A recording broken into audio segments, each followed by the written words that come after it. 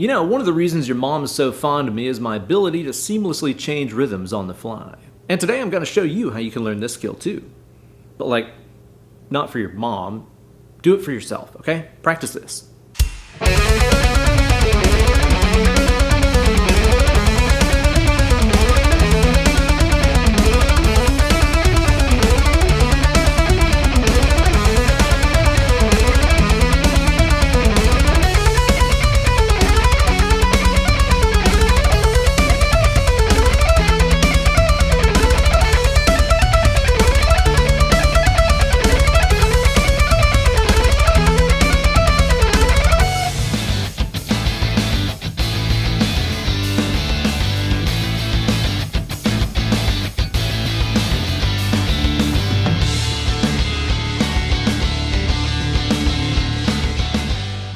Hey kids, it's your good buddy Uncle Ben, and on today's video I'm going to show you guys a workout that you can practice to become a sexy subdividing sumbitch. We're going to be talking mainly about 16th notes, which is 4 notes per beat, going to sextuplets, which is 6 notes per beat. And these are probably the most two commonly used shreddy subdivisions when it comes to really fast playing. So if you want to become the next Shred-I Knight, you got to master these and be able to switch between them seamlessly. Workouts like this one that feature bursts of speed are probably also the best way to increase your overall hand synchronization skills as well as your speed, so this has got to come in handy for a multitude of reasons. I'll show you the workout, then give you some other tips about how you can practice these subdivisions, get the picking down, and everything else you need to know. As always, this video is brought to you guys by everybody who supports my channel over on my Patreon page, patreon.com/BenEllerGuitars. Sign up today for access to a ton of goodies like bonus videos, backing tracks, downloadable tabs, and so much more. This week, everybody who supports my channel is going to get a metric butt ton of stuff. I'm going to be putting up downloadable tabs to go along with this, as well as a guitar profile and MIDI file so you can build your own perfect practice session here at home. I'll also be uploading practice tracks at a variety of different tempos, and a very special bonus lesson to all my Patreon supporters. If you've ever struggled with pick slanting or getting the overall feel of your alternate picking to be nice and smooth and fluid, this is the video that you need to be watching, because using this piece of shit right here, which is a guitar pick with a couple of different toothpicks glued to it, I'm going to show you guys the secrets for what you need to be doing to get your alternate picking feeling incredibly smooth. This is crazy stuff that nobody talks about, and this week all of my Patreon supporters are going to be finding out the hidden guitar Illuminati information, so don't delay. Sign up today, patreon.com/BenEllerGuitars. Gear-wise for today's video, I'm playing my beloved Ibanez RG3120. This has got Sir Aldrich pickups in it, and I'm playing that into the Fractal Axe FX III. Yeah, let's hear your new favorite workout at stepdad speed.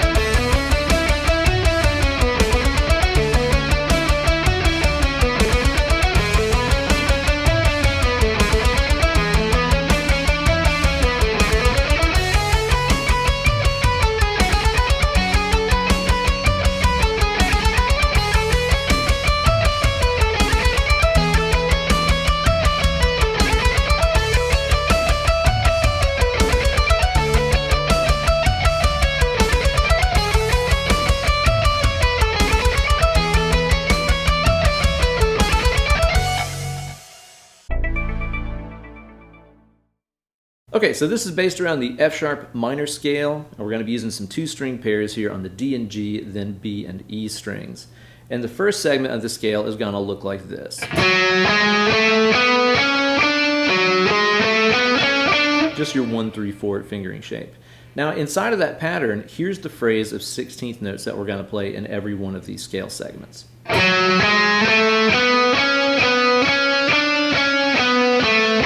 So we walked up the D, then this phrase on the G string, and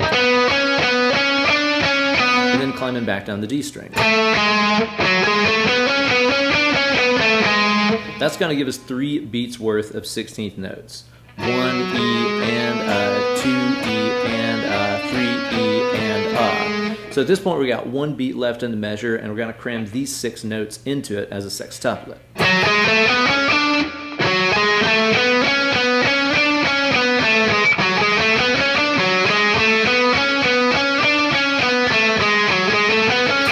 We'll talk about the subdivisions and all that jazz later on, but that's the idea that all these are based on. What you're going to do after that is you're going to play it again, so you play that figure 2 times, and then move up here to the next segment of the scale. It's going to follow this shape. It's just the 1, 2, 4 shape here, same strings. Play the same idea.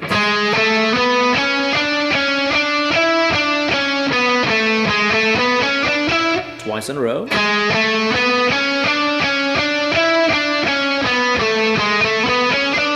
And then we're going to move up to the big stretch right here. I'm using fingers 1, 2, 4, fret 7, 9, and 11, same strings, and the exact same phrasing idea.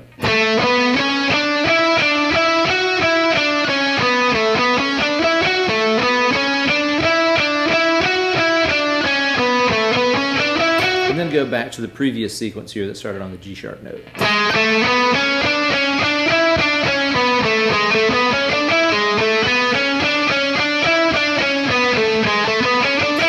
So the first segment of this is going to start off down here, and we're just going to move our way up and down the scale.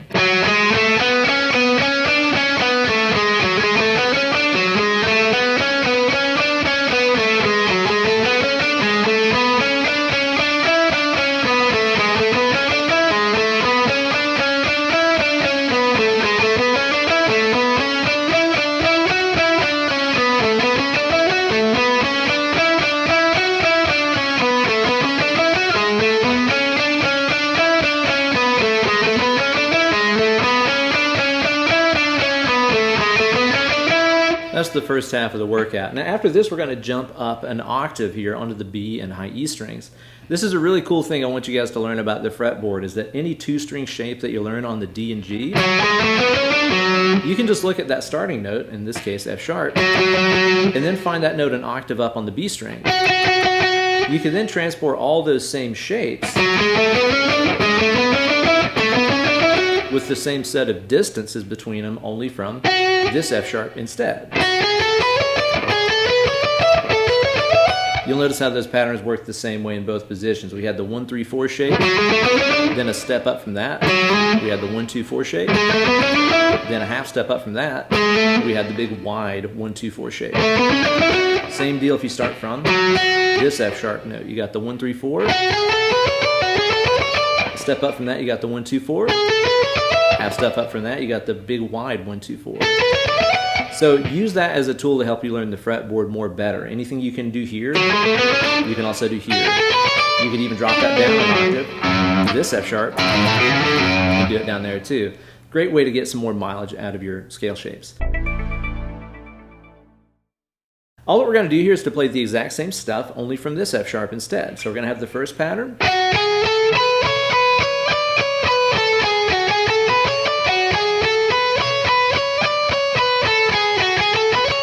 That. By the way, I noticed just now in the intro I was using fingers 1, 2, 3. I think that's totally okay. If you don't call the pinky police on me, I won't call them on you either. So use 1, 3, 4 or 1, 2, 3, whatever fingers work better for you. After that, we're going to move up step here, do the 1, 2, 4 shape.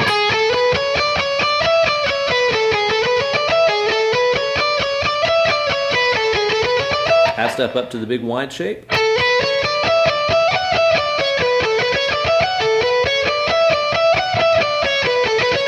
Then back a half step to your 1, 2, 4 shape.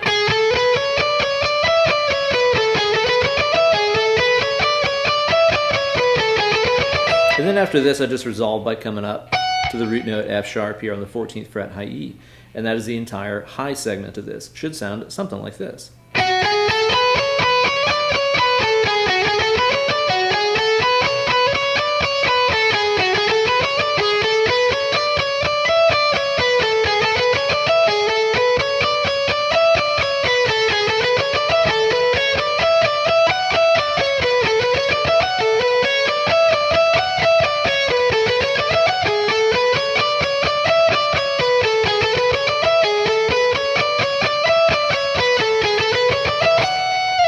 After a lot of experimentation and research, I found that your mom's favorite tempo is 130 BPM, so that's where I placed it. Should sound like this.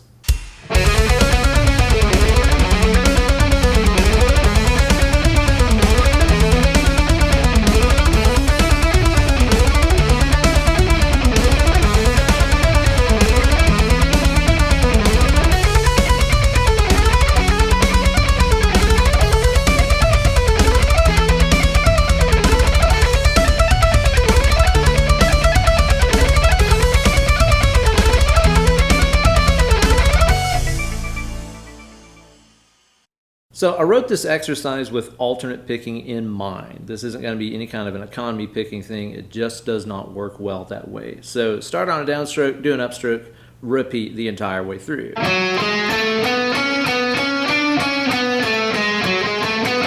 already know somebody in the comments is going to ask why I don't go down, up, down, down for that first set of changes. That would be some economy picking, and that's fine. I use economy picking all the time. I just wouldn't in this case because I don't think it would really help with anything.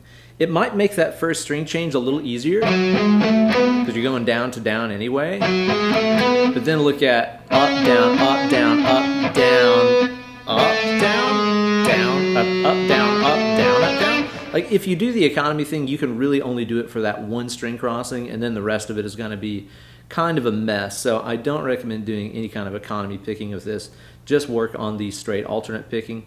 Or if you really want to help rein in your legato timing, you could practice this entire thing with one pick stroke per string.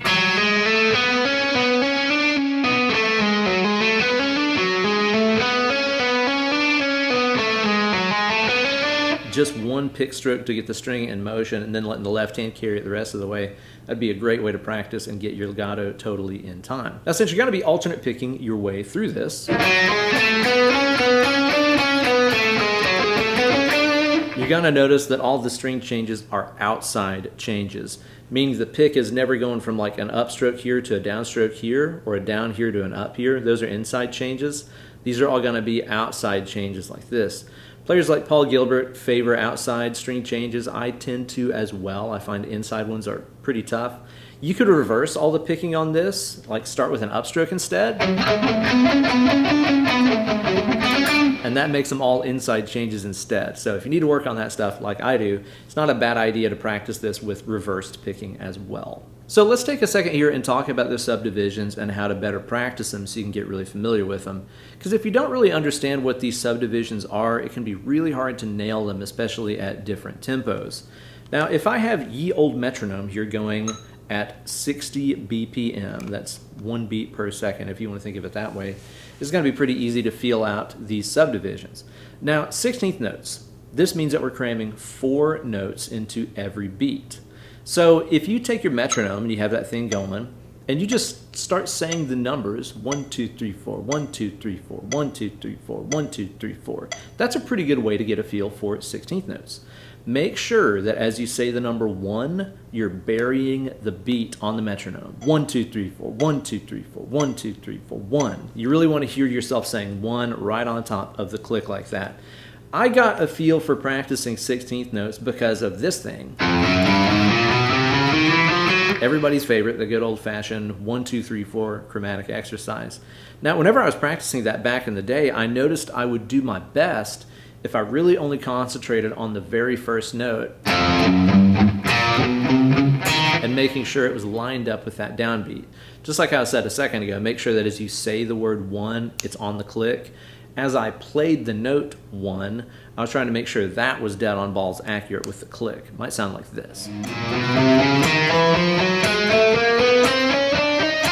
I'm really trying to make sure that every time that thing clicks, my first finger is laying down. And by practicing that, which is 4 notes per string, it gave me a really great place to kind of look at and target that first note on every string to make sure that was the one that was landing on beat. So practicing good old-fashioned chromatic exercises can be a great thing. Of course, if you're descending, you're going to be concentrating on making sure your little finger is burying the click. So every time that it clicks, I'm going to be trying to make sure my little finger here is the one that's landing right there on the downbeat.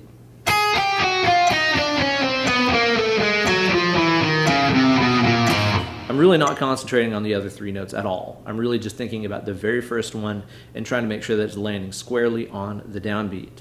Now with these sextuplets, there's a couple different ways you could count that out. It gets really challenging to say 1, 2, 3, 4, 5, 6, depending on the tempo of the song.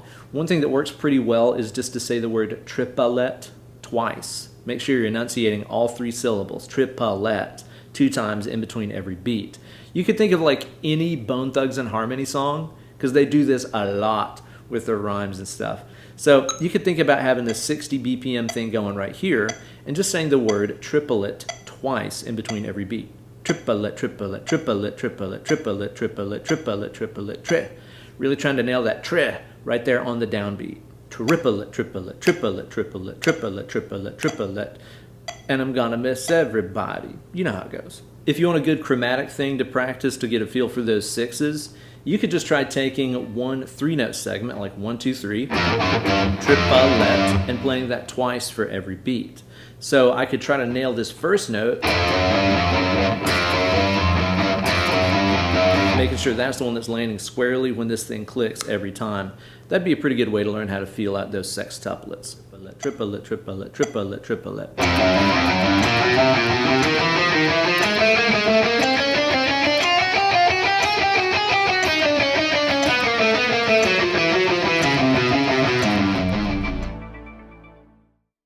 So there you go, guys, a sexy subdivision workout to help you feel out those sextuplets and sixteenths like a real shred-eye knight. Grab those practice tracks and guitar profiles and go off to the races. Be sure to put up a video of yourself, maybe on the Instagrams, and tag me in it at Ben Eller Guitars. I want to hear your progress on this thing. Thanks so much for watching and liking the video. Be sure to subscribe to my channel and ring the bell for notifications every time I upload a new slice of fried gold. And if you want to get even more out of this, be sure to support my channel over on my Patreon page. You're definitely going to want to see that video that I just uploaded for my patrons about improving the feel of your alternate picking. This is really the key to getting smooth feeling alternate picking. It might be what's been missing from your playing all along.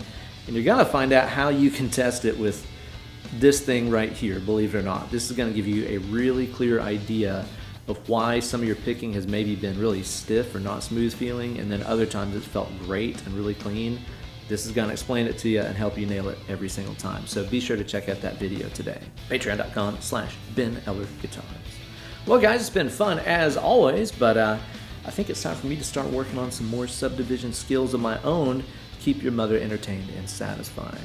As for you guys, I recommend doing the same, getting away from that computer machine and going to play some guitar. Let's click it. More picking.